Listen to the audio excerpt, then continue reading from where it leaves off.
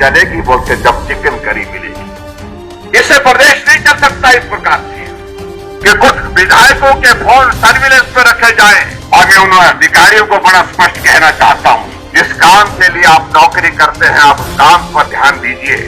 कांग्रेस की हिमाचल प्रदेश की सरकार के साथ अपना भविष्य मत जोड़िए। वर्षों के पश्चात भारत को एक मजबूत नेतृत्व नरेंद्र मोदी जी के रूप में जो मिला है और उनके मजबूत नेतृत्व ने देश ने किस प्रकार से तरक्की की है और हम सबका ये सौभाग्य है। सिर्फ भारतीय जनता पार्टी के कार्यकर्ता ही नहीं महसूस करते इस बात को कि हमारा ये सौभाग्य है, हर देशवासी महसूस करता है कि हमारा ये सौभाग्य है कि हमें नरेंद्र मोदी जी जैसा प्रधानमंत्री मिला। 2024 में वही होने जा रहा है जो 2019 में हुआ था, जो 2014 में हुआ था, यही कि 4 की 4 लोकसभा सीटें भारतीय जनता पार्टी यहां पर जीतने वाली है। पिछले 1 साल से हिमाचल प्रदेश में कांग्रेस पार्टी की सरकार है और कांग्रेस पार्टी की सरकार से ज्यादा इसको सुक्खू की सरकार कहा जाता है। हमने कांग्रेस के मित्रों को पूछा कि तुम क्यों बोल रहे हैं ये भाई ये सुक्खू की सरकार, कि बोलते इसलिए बोल रहे हैं कि सुक्खू भाई जी ने अपने साथियों के साथ दोस्तों के साथ कांग्रेस का तो काम तमाम कर दिया, इसलिए कांग्रेस की सरकार कहना हमारे लिए संभव नहीं हो पा रहा है। कहने को तो सुख की सरकार, लेकिन प्रश्न पैदा हो रहा है कि सुखी कौन है। ना विधायक सुखी है, ना मंत्री सुखी है, ना लोग सुखी हैं, तो सुखी है कौन? तो सुख की सरकार, इस सरकार का नाम कैसे पड़ा?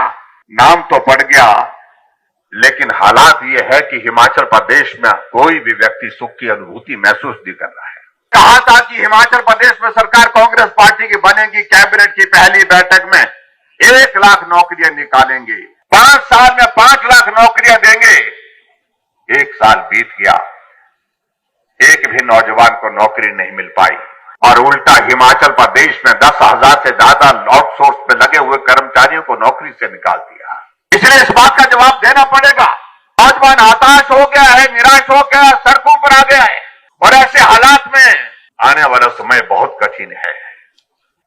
झूठी गारंटी देकर के सत्ता तो हासिल कर ली।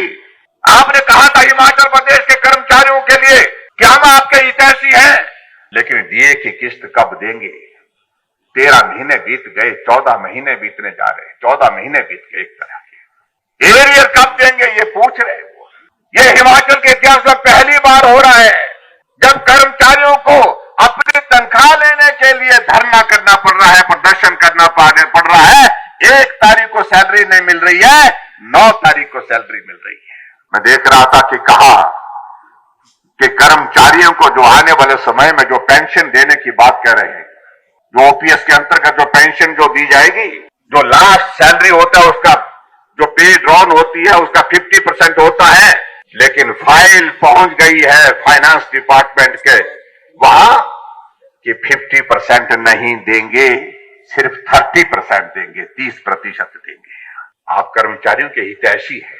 पहली बात तो अगर कर्मचारियों के हितैषी है तो आप सब जो है इस बात का जवाब दें कि कर्मचारी हड़ताल पर क्यों बैठे हैं। इससे प्रदेश नहीं चल सकता इस प्रकार से। और मुझे हैरानी है, मुझे पुख्ता जानकारी मिली है। मैं आज इस बात को कहना चाह रहा हूं कि क्या आवश्यकता पड़ी पुलिस विभाग के अधिकारियों को आदेश करने की कि कुछ विधायकों के फोन सर्विलेंस पर रखे जाएं। हमारा तो लगा ही है, लगातार लगा है। और मैं उन अधिकारियों को बड़ा स्पष्ट कहना चाहता हूं, जिस काम के लिए आप नौकरी करते हैं आप उस काम पर ध्यान दीजिए। कांग्रेस की हिमाचल प्रदेश की सरकार के साथ अपना भविष्य मत जोड़िए। जिस सरकार का भविष्य नहीं है, इसलिए सोच समझ करके काम करें। विधायकों के फोन सर्विलेंस पर रखना, बार बार रखना, ये उचित नहीं है। और हद तो तब होती है, यहां पर ऊना जिला में कार्यक्रम होता है, मुख्यमंत्री जी भाषण देते सभा में, हम तंगहाली के दौर में से गुजर रहे हैं, लेकिन साथ में उनके सब साथियों के लिए मुर्गों को परोसा जा रहा है। सरकार तो तब चलेगी बोलते जब चिकन करी मिलेगी। लेकिन हमारे सामने तो हम एक बात को लेकर के एक सबसे बड़ा मुद्दा है, और वो मुद्दा यह है कि हिमाचल प्रदेश में सत्ता में आने से पहले आपने वादे किए थे, 10 गारंटियां दी थी। क्या हुआ उन गारंटियों का? हम यही पूछना चाहते हैं आपसे।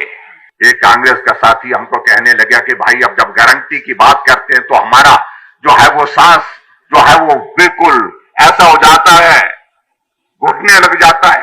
ये हमारे लिए गले की फांस बन गई है।